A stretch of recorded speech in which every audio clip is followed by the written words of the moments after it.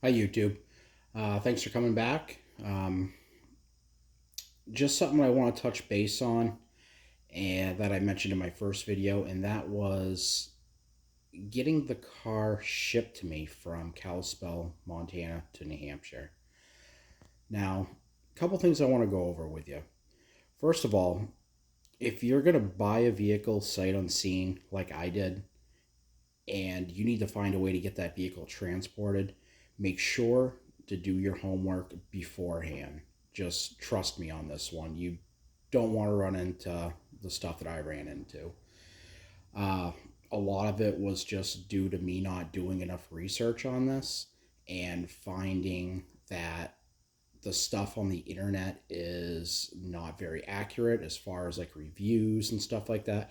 One good way to look up a company is if you're looking at their reviews, and if you see reviews like timestamped like really close together, like let's say you have like five of them within like 2 days, it's just that's typically a red flag.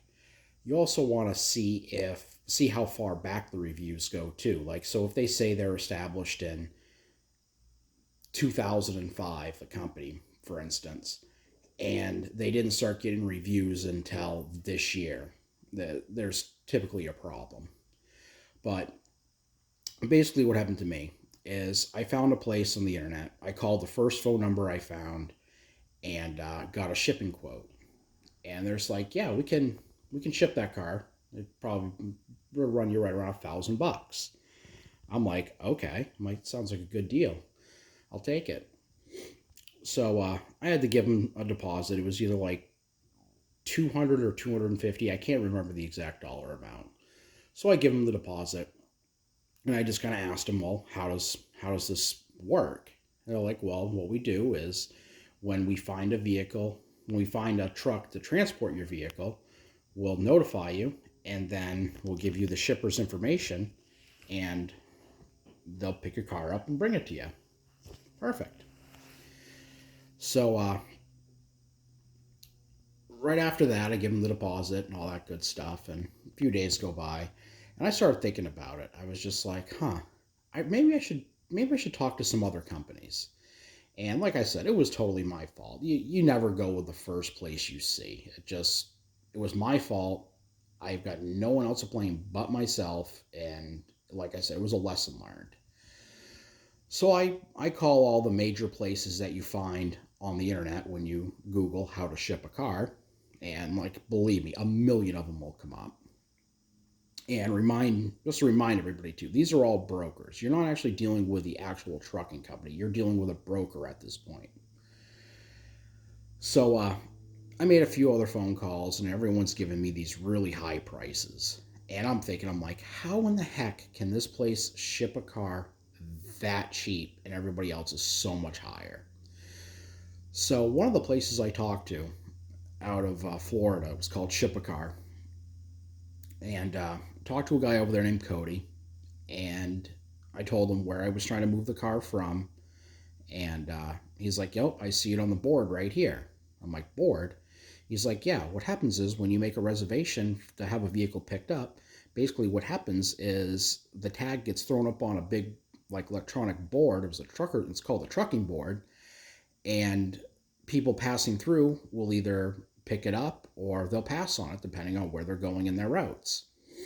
And he told me that he saw my Nova sitting up there for $1,000, and he's like, "There's no way anyone's gonna pick it up for that." I'm like, "Really?" He's like, "Yeah, what's gonna happen is it's gonna get closer to your deadline, and you're gonna get a phone call, and they're gonna ask for an astronomical amount of money to get the car because they think they got you in a pinch, and they don't think you got any other choices." And I was like, "Wow." I was like, "I really don't like that." So this place tells me, he's like, "Well, what we do is we do everything up front. You pay us our broker fee, and the price is what the price is. It's not going to change." I'm like, "Okay, well, what's your price?" And they come back at $1,900. I was like, "Wow, $1,900." I'm like, that's a lot. But I'm like, you know what? I've already purchased the car. I've got to get it back home.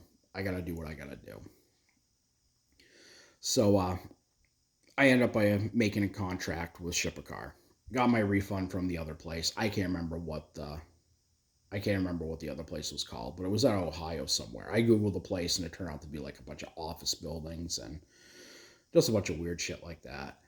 And what I did is I actually googled all the businesses that were located at this particular place, and I called every single one of them. I couldn't get one person to answer the phone. And basically, what I was doing, I was just trying to see if they were a legit company and this, that, and the other thing. So, got my deposit back. Don't ask me how. I got no idea how they gave it back to me so easily. I had to do a lot of storytelling to get them to get my deposit back. So, right now I'm about 2 weeks in, and the car's got to be picked up. I think it was right around July. I think it was July 6th or 7th. They were supposed to pick it up.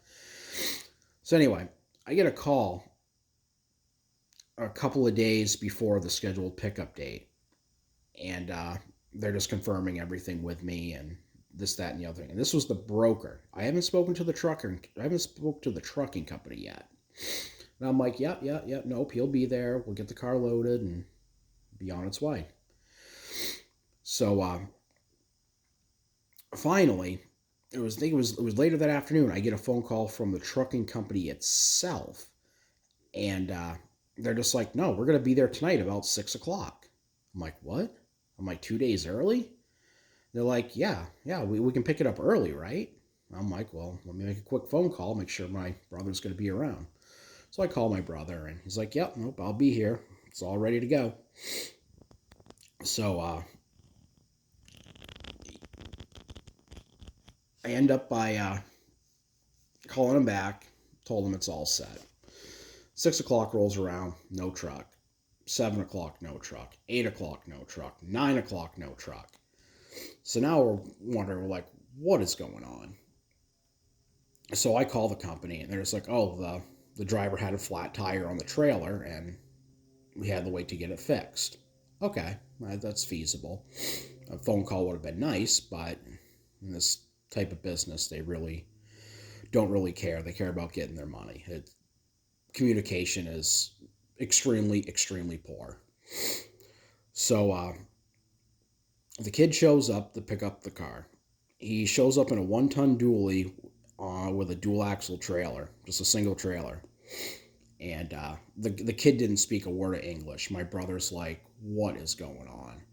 So he takes a picture of the kid's license. He takes a picture of the license plate of the truck, everything, just in case something weird happens or something goes south and the car gets stolen. At this point, we really didn't have much of a choice. My brother was leaving to go back to work the next day. We had to get this car on a trailer and get it out of Montana. So following day, I talked to the shipping company itself, the actual truckers, and they're just like, yeah, my truck's dispatched out, and we're going to be out to you between Sunday and Monday. Perfect. Picked it up early. I'm going to get the car here a couple days early. This is great.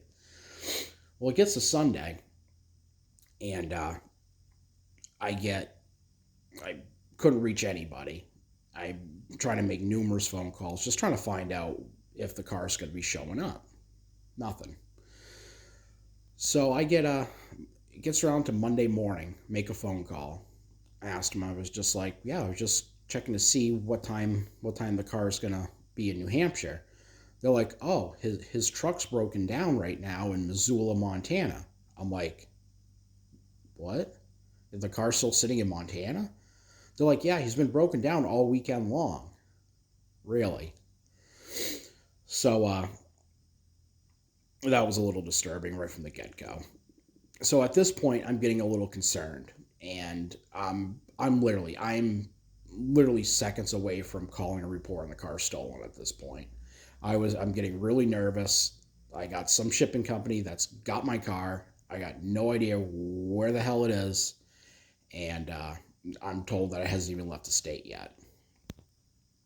So finally, I get a phone call on Tuesday telling me that the truck will be out to me on a Wednesday afternoon. Okay. So I wait around. Long story short, I wait around. The truck doesn't show up.